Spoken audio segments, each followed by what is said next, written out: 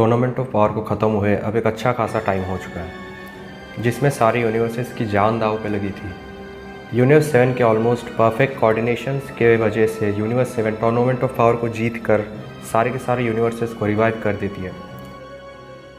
इस इवेंट के कुछ महीनों बाद सारी यूनिवर्सेस के गॉड ऑफ डिस्ट्रक्शंस एक मीटिंग अरेंज करते हैं, जो कि बहुत ज़रूरी या फिर रेयर सिचुएशंस में ही करते हैं।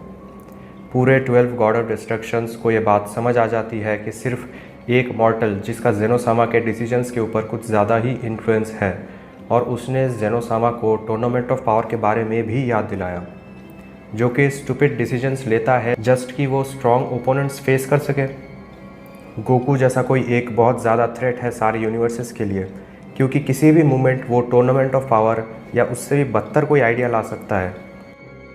मीनवाइल बेलमोट सामा कहते हैं कि जो सेयन गॉड गोकू है उसने ये टूर्नामेंट चाहा था स्ट्रॉन्ग ओपोनेंट्स को फेस करने के लिए। वो एक खतरा है सबके लिए। हमने देखा है ये मॉर्टल कैसे जेनोसामा के साथ कितना फ्रेंडली है। कोई स्टूपिड आइडिया हो या ना हो, जेनोसामा उसकी बात ज़रूर सुनेंगे। तुम्हारे कहने का मतलब क्या है बेलमोट? क्या तुम कहना चाहते हो कि हमें उसे मार देना चाहिए? हम ऐसा नहीं कर सकते। अचानक से जेनोसामा या फिर ग्रैंड प्रीस्ट ने उसकी की फील करना बंद कर दी तो वो लोग पक्का देखने आएंगे उसे क्या हुआ। मुझे नहीं लगता ऐसा कुछ करना चाहिए। उससे भी कुछ बेहतर, जैसे कि उसे किसी डायमेंशनल प्लेस में बंद कर दे जहाँ से वो कभी वापस नहीं आ सकता। बीरस ये सब बातें सुनकर हैरान हो जाता है। इवन कि बीरस ने गोकू को एक टाइम पे अप्रिशिएट किया था, लेकिन बाकी गॉड ऑफ डिस्ट्रक्शंस जो कह रहे हैं वो भी सही है। बीरस समझता है कि गोकू एक बहुत बड़ा थ्रेट है सारे यूनिवर्सेस के लिए। इसलिए बीरस ने सबको अर्थ के टाइम चेम्बर के बारे में बताया, और इस चेम्बर में आने जाने के लिए सिर्फ एक ही पोर्टल है। श्योरली उसे वहाँ ले जाया जा सकता है ट्रेनिंग के नाम पर, और उसे वहीं पर बंद कर दिया जा सकता है। सारे के सारे गॉड ऑफ डिस्ट्रक्शंस बीरस के इस आइडिया पर राज़ी हो गए और बीरस को इसकी जिम्मेदारी दी। कुछ समय बाद बीरस अर्थ पर जाते हैं।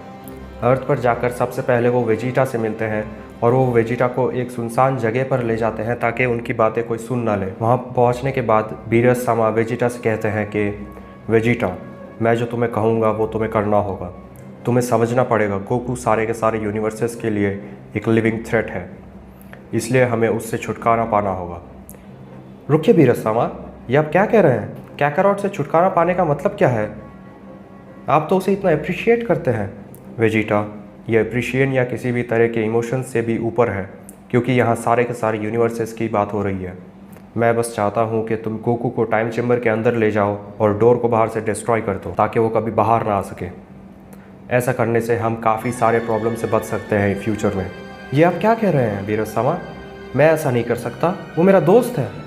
डैम वेजिटा, मैं जानता था तुम ऐसा ही कुछ कहोगे, इसलिए तुम डिसाइड करो, या तो गोकू को टाइम चेम्बर के अंदर लॉक कर दो, या तो अपने पूरे फैमिली के साथ इस पूरे प्लेनेट को खो दो। नहीं बीरस सामा, आप ऐसा क्यों कर रहे हैं मेरे साथ? ठीक है, मैं ऐसा करने के लिए तैयार हूँ, अगर आप इस प्लेनेट को छोड़ दे तो। मैं भी समझता हूँ आपने कैकारोट के बारे में जो कहा वो सही है। मैं पूरी कोशिश करूँगा उसे टाइम चेम्बर में बंद करने की।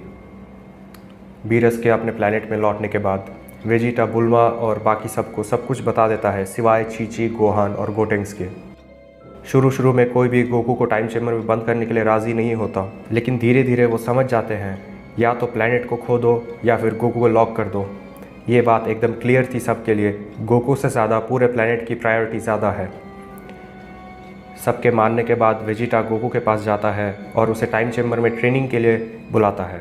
गोकू ने पहले से ही बहुत ट्रेनिंग कर ली है, तो वो वेजिटा से कहता है उसे और उस जगह में जाने की कोई ज़रूरत नहीं है।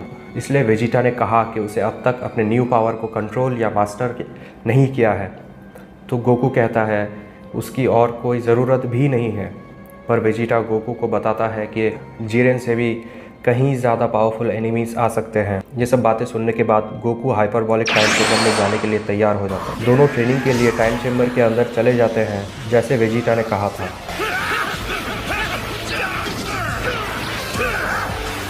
टाइम चेम्बर के अंदर कुछ महीने गुजरने के बाद वेजिटा गोकू से कहता है कि वो कुछ देर के लिए बाहर जा रहा है, पर कुछ देर में वापस भी आ जाएगा।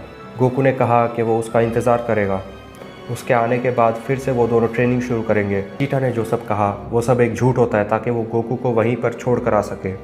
टाइम चेम्बर के बाहर आने के बाद वेजिटा टाइम चेम्बर के दरवाजे को एक एनर्जी ब्लास्ट के साथ तबाह कर देता है ताकि गोकू और कभी बाहर ना आ सके।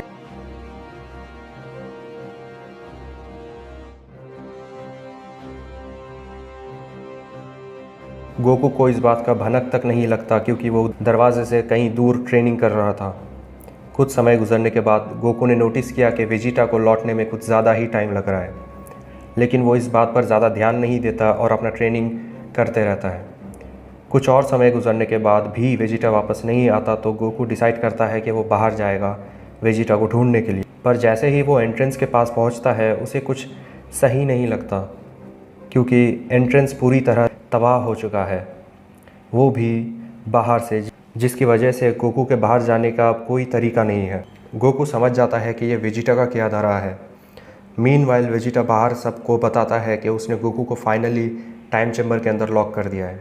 आई होप कि वो मुझे नफ़रत ना करे ऐसा करने के लिए। बुल्मा ने कहा कि तुमने एकदम सही किया वेजिटा, तुमने इस दुनिया को बचा लिया और वही सबसे बड़ी बात है। वहीं दूसरी तरफ गोकू कंफ्यूज रहता है और कहता है, क्यों वेजिटा, तुमने मेरे साथ ऐसा क्यों किया? मुझे इस डैम प्लेस में बंद क्यों किया? इसका मतलब तुमने मुझसे जो कुछ कहा वो सब एक झूठ था। आई स्वेयर वेजिटा, मैं अपना बदला लेकर रहूँगा।